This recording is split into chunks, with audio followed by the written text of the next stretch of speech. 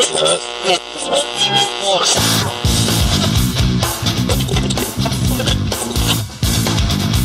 BMD Podcast, anytime you want.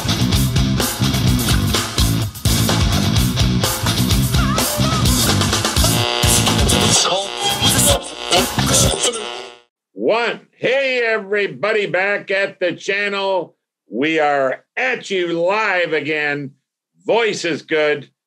Got our former co-host with us. Former because I skipped out on her for a couple of weeks there with a bad voice, but we're back in action. Everybody say hello to the wonderful, misenergetic, misinformation, Michelle Desrochers, hailing from the region of Niagara. And she, of course, is a TV radio star with her own show. Outer Realm has been so blessed we are to have her on the show today. And so excited because we've got a serial killer overtone with the haunting of Amityville. So I believe that gentleman's name is Ronald Defeo and he just passed away. So Michelle, take it from here. Tell us, what do you say? What do you know? Wow. Thank you for the intro. You know what? Amityville has been sort of resurfacing on and off for the last, I think, 6 months. I've been seeing a lot more with it. But on March the 12th, Ron Defeo passed away, and that seems to have ignited things again. What I find a little bit disturbing, I mean, I know we're in different times now, but it's the feedback. There's a lot of people saying, good, he got what he deserved, you know, POS he was, this and that. And, you know, it's been controversial because the story has changed a few times with Ronald's story. And people don't stop to think, was there a reason that this happened? There are things about the case that don't make any sense. For example, how did nobody hear the gunshots? I mean, nobody at all, except for the dog that was outside barking crazily, yet the neighbors who were, you know, a very upscale community. I mean, people are pretty alert over there and they're very protective of their community and their reputation in Amityville. Nobody even paid attention to the dog, you know, at 2 or 3 a.m. in the morning. So all the family members were found face down in their beds. How did nobody wake up during the gunshot, after the first gunshot went off? You know, they did autopsies. There was no drugs in the bodies. There was nothing. So there's something not right just with that alone. Was Ronald Defeo unstable? Yes, absolutely. He was a drug addict. He did all kinds of questionable things.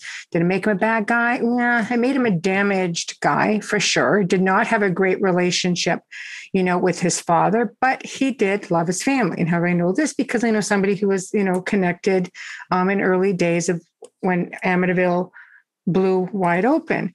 And he loved his siblings. He loved his mother. So his story was, I didn't do it. I was not in sound mind. I didn't do it. Then it changed to my sister Dawn, who was his twin, basically killed the younger siblings, and I killed her. Any way you look at it, nothing about it made any sense. His story did change. From what I understand, he remained a drug addict even behind bars. He just suffered a whole way through. So, and again, everything I see on social media is good. Good. He's getting what he deserves. He's going to have to meet his family. Well, then basically you're all condemning him to hell. So I was obviously not going to meet his family. I'm sure it's not where they ended up. So it's a bit of a bone of contention for me because I do work in malevolent cases. So we need to determine, you know, was there an attachment? What do attachments do? What are attachments? Attachments is when something, either a malevolent human entity, spirit, or a non-human entity attaches itself to a person.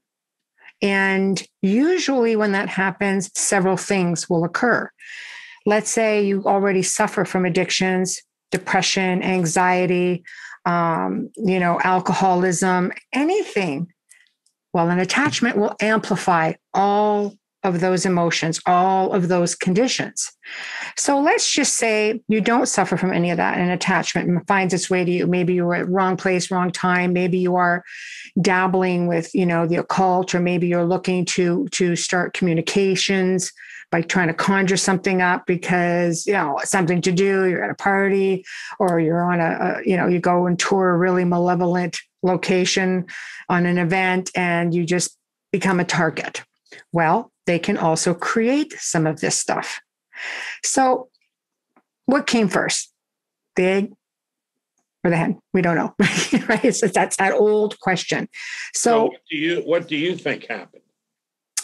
I think personally, I've always believed him when he said that he wasn't in his right mind when he did it. That he felt that something else had stepped in.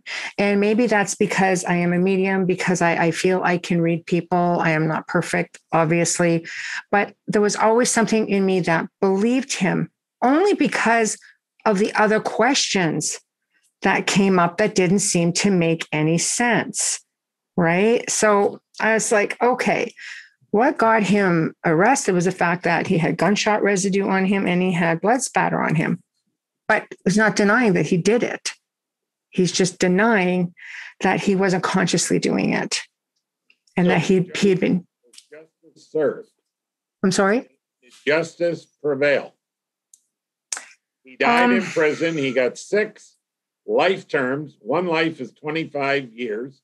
So 150 years, 1/3 off on good time, 100 years old plus his age he went in. No way he was getting out. He was up for parole in July. Doesn't mean he would have got it. That could have been a turn down. Yeah, doesn't mean he would have got it. There has been talk that he was afraid to go out into, life again. I mean, how do you live with something like that and be functional? He still had a drug habit. The cause of death is still yet to be determined, obviously still in custody, but he never swayed too far in the end from his story.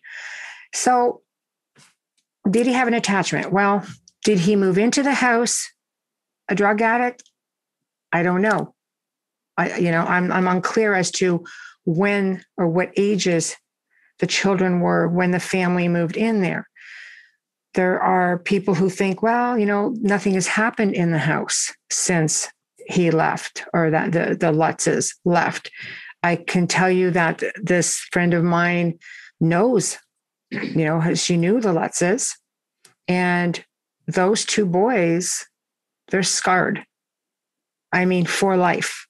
Something happened in that house. They said it happened in that house. So now you've got, 2 families that sort of have been experiencing things that caused a lot of hardship.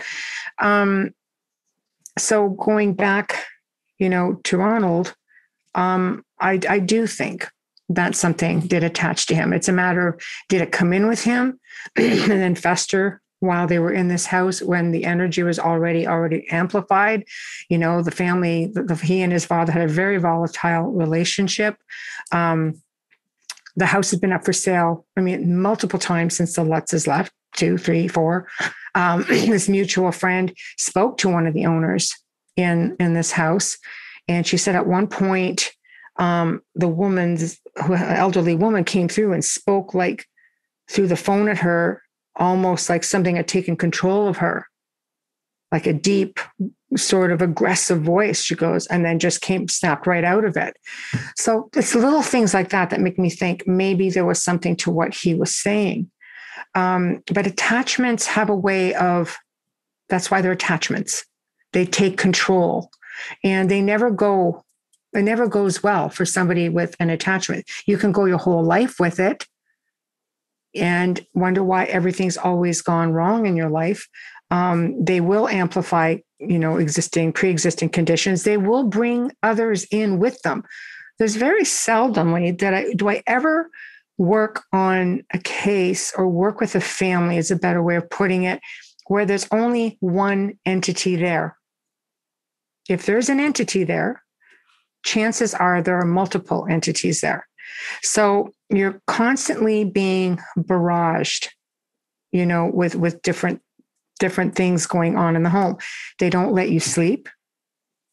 You tend not to eat, or you don't eat properly.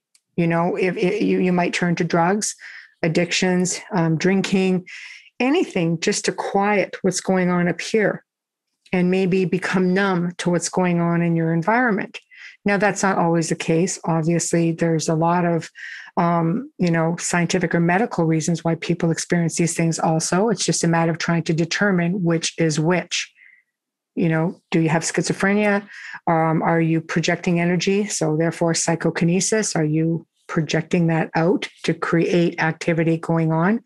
But usually, if you're troubled already, it's going to be a lot worse. And you read about it all the time. People will go in, they start creating fights within the house with everybody in the house, arguments, anger. They keep all that negative energy just going strong. If there was something in the Amityville house, it might explain also why the father was so volatile and angry. So let me ask this.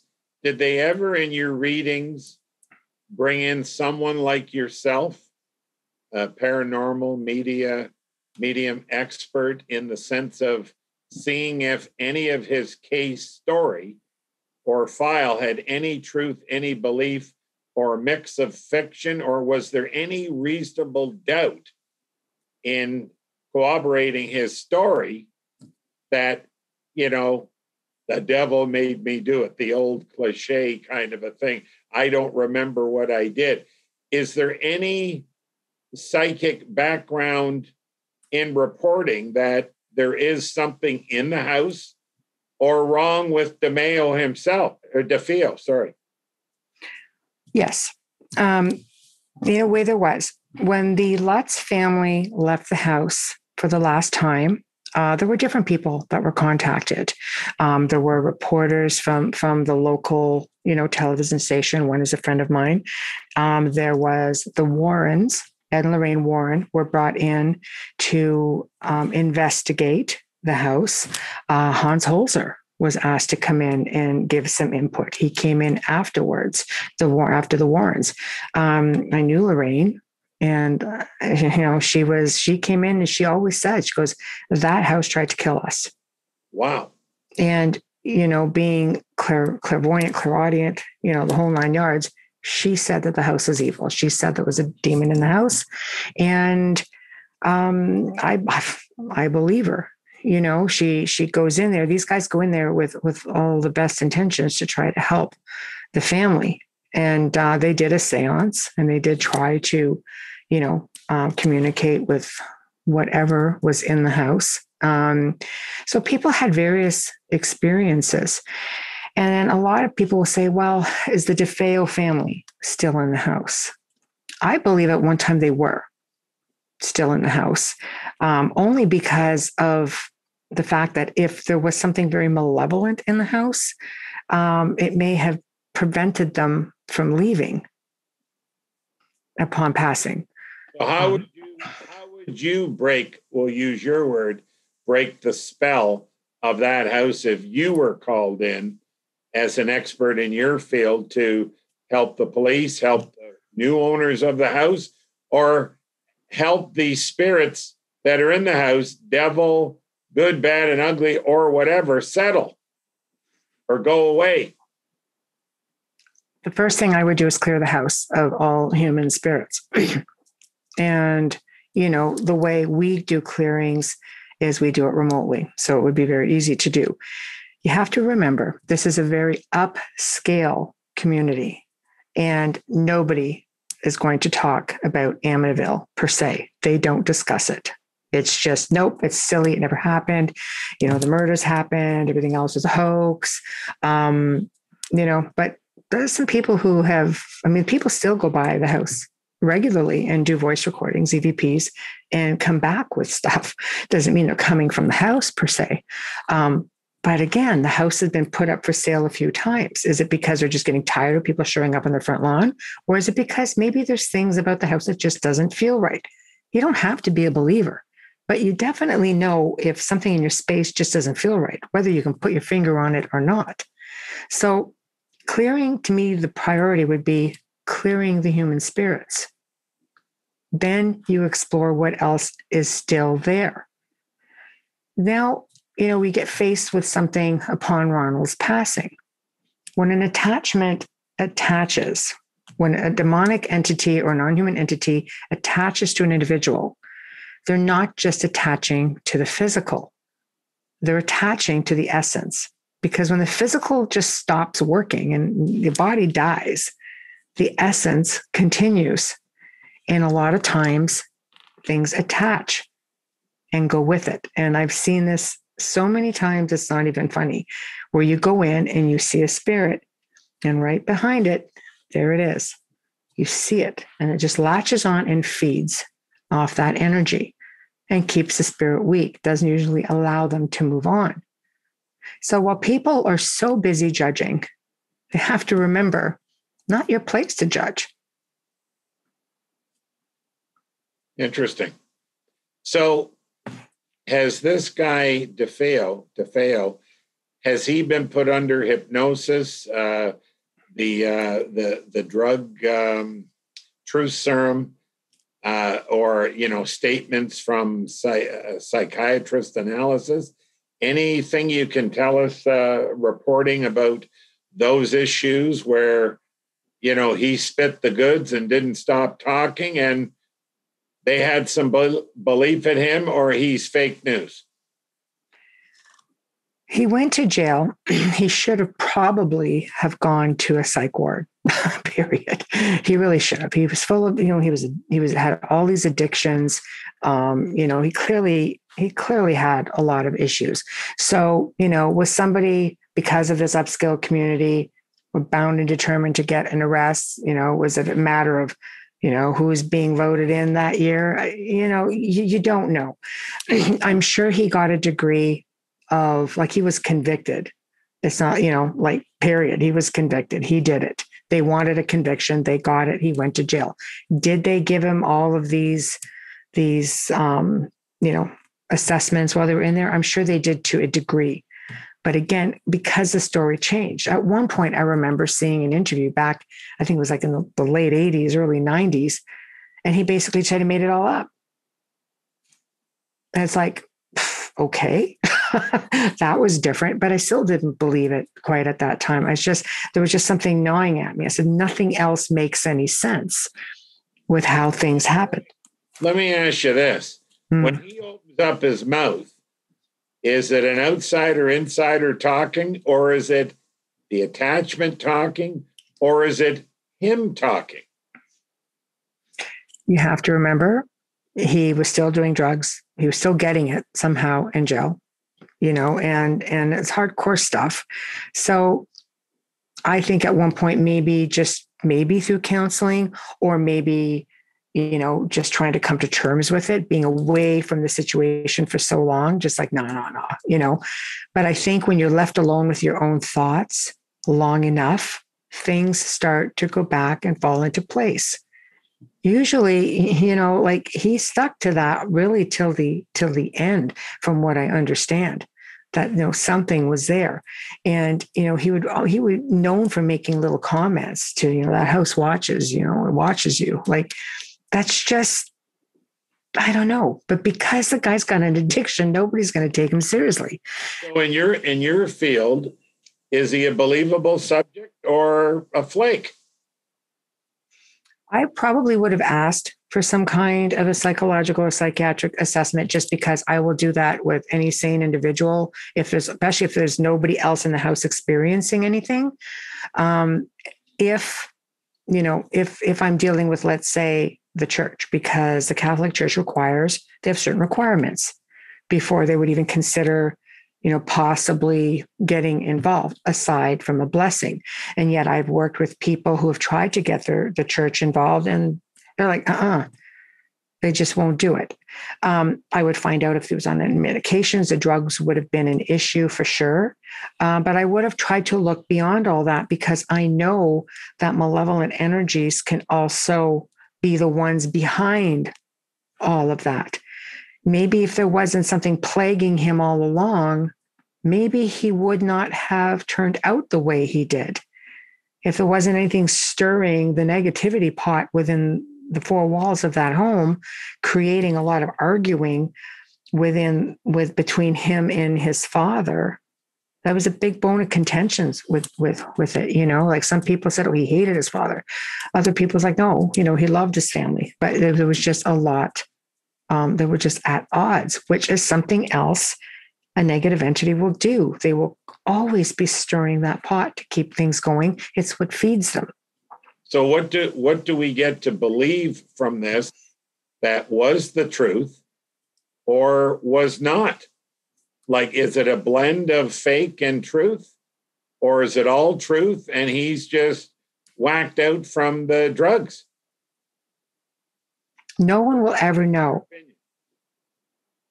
No one will ever know what went on in that house that night, aside from him. Was he in a state of disillusion because he was wasted, or was he seriously? I mean, those are prime targets for things to attach to. Prime target. It's so easy for something to attach to somebody like that. It's not even funny, and you see it happen all the time.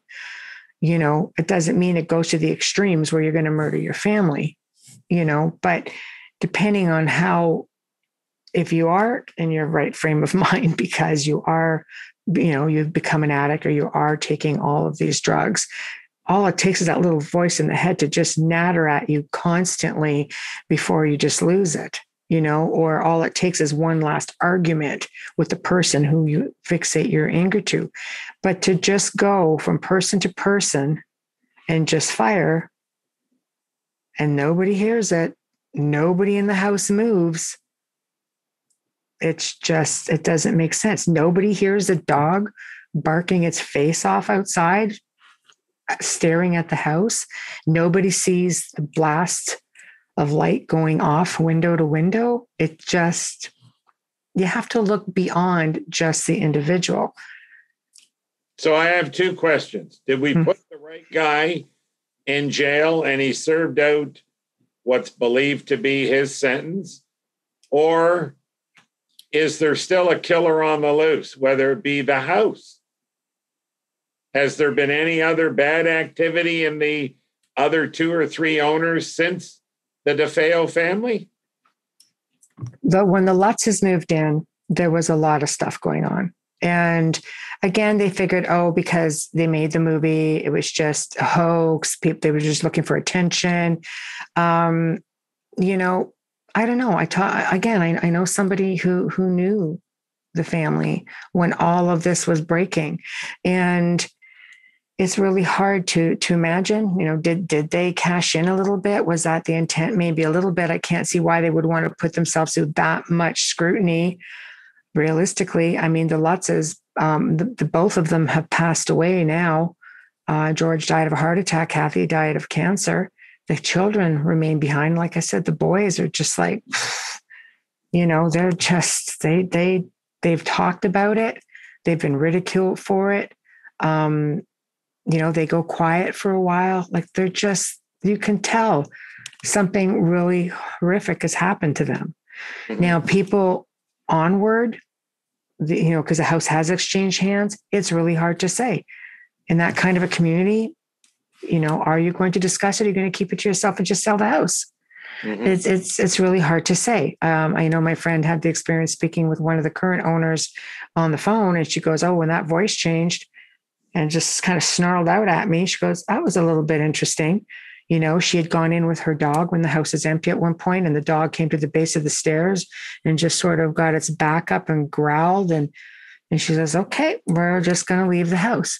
She said, I didn't have any experiences. The priest did say that he was told in a malevolent voice to get out of the house because she spoke with him also.